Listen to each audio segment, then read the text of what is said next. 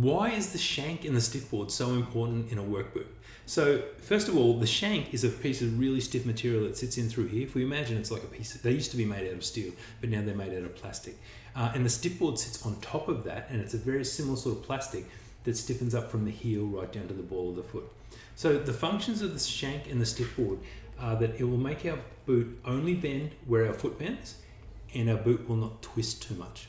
So the reason this is important, if you imagine that you're walking on very coarse gravel across the workday, your foot will be moving from side to side. Now, if our boot is allowed to twist and bend in the wrong locations, what happens is the muscles of the feet and legs need to work harder to make our foot a stable lever for propulsion.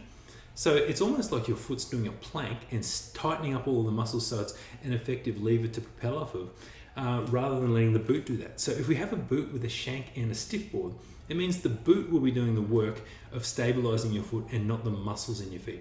Now, 10,000 steps a day, over 6 to 7 days a week work on really rough, uneven terrain will lead your feet more open to overuse injuries and aches and pains and just generally stiff and tight muscles. So choose a boot with a shank and a stiff board and your feet will be more comfortable across the workday.